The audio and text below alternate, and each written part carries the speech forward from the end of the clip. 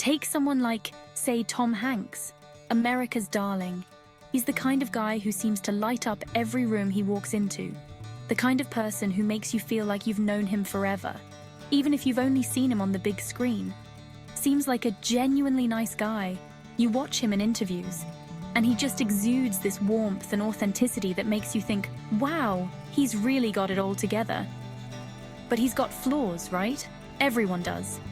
Maybe you've seen a candid photo of him with a coffee stain on his shirt, or caught a glimpse of him making a mistake during a live event. Maybe he leaves his socks on the floor. You know, those little things that we all do but don't really talk about. Maybe he sings off key in the shower.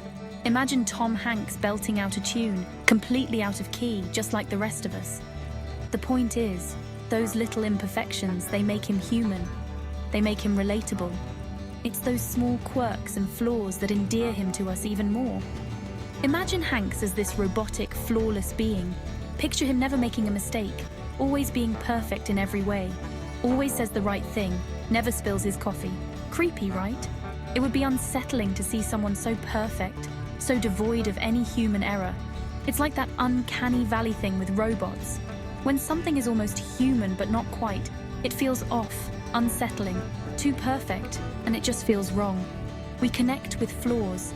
It's those little imperfections that make us feel a sense of kinship, a sense of shared humanity. They remind us that even our idols, the ones we put on pedestals, are just as messed up as the rest of us. And that's oddly comforting. It's like seeing a crack in a beautiful vase.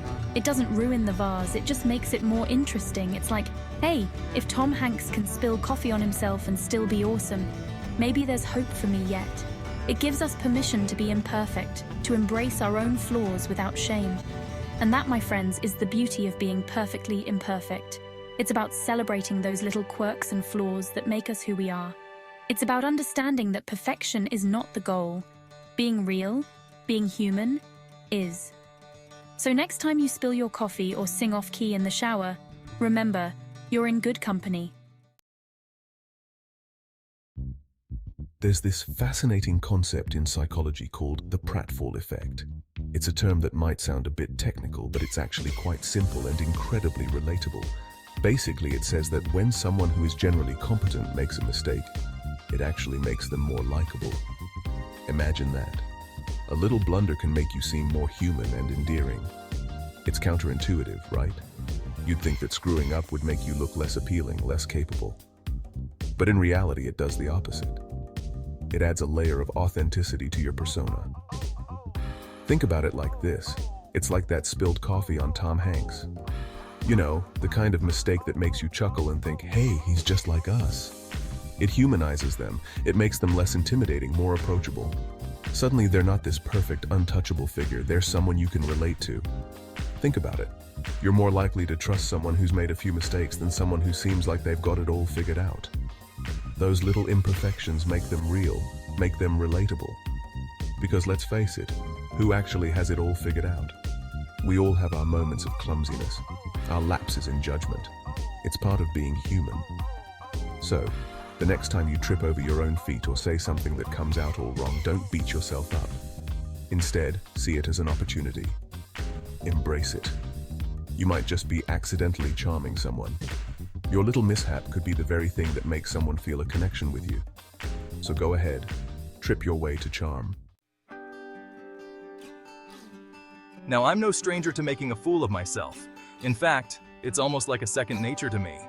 You see, I've always been the kind of person who finds themselves in the most awkward and embarrassing situations. It's like I have a magnet for mishaps. It's practically part of my job description. As a comedian, you have to be prepared for anything and everything. The unexpected is your bread and butter. You learn to roll with the punches, to turn every stumble into a punchline. But there was this one time, back when I was starting out in stand-up. It was one of those nights where nothing seemed to go right. I was nervous, my jokes were falling flat, and the audience was less than enthusiastic. Picture this: dingy pub, half-empty room, smell of stale beer, and disappointment. I'm dying on stage. The lights were too bright, the mic kept cutting out, and I could feel the sweat trickling down my back. It was a nightmare. Jokes bombing harder than, well, you get the picture. Every punchline was met with silence. Every attempt at humor fell flat.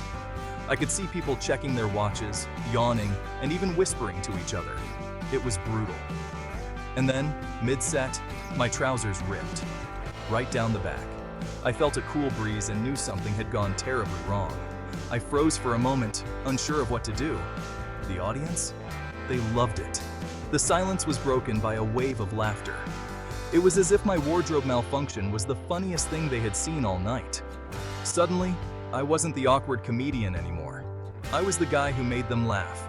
Went from awkward silence to roaring laughter. The energy in the room shifted, and I felt a strange sense of relief. It was like the pressure had been lifted, and I could finally breathe. It was mortifying, sure, but it was also a turning point.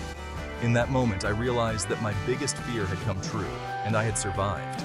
Not only that, but I had turned it into something positive.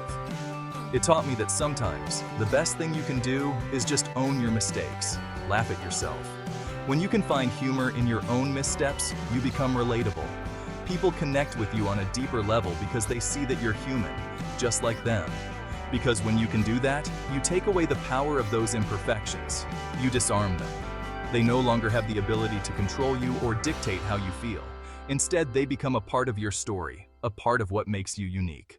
And that, my friends, is true liberation. It's the freedom to be yourself, to embrace your flaws, and to find joy in the journey. So the next time you find yourself stumbling, remember to laugh. Because sometimes, the best moments in life come from the most unexpected places. There's this Japanese art form called Kintsugi. They take broken pottery and repair it with gold. Not hide the cracks, mind you, but highlight them. The philosophy is beautiful. They see the brokenness, the flaws, as part of the object's history, part of what makes it unique and valuable. We're all a bit like that, aren't we? We've all got our cracks, our scars, our imperfections. But those imperfections tell our story. They show where we've been, what we've overcome. They make us who we are. And just like that Kintsugi bowl, they make us more beautiful, more interesting, more human.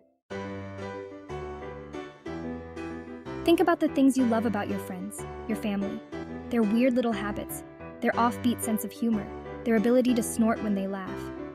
It's those quirks, those imperfections that make them who they are, that make them special. Now think about yourself. What are your quirks? What makes you, you? Embrace them, celebrate them. Because those imperfections are what set you apart from the crowd. They're your superpower. You're not some mass-produced cookie-cutter human. You're a one-of-a-kind original. And that, my friends, is something to be celebrated.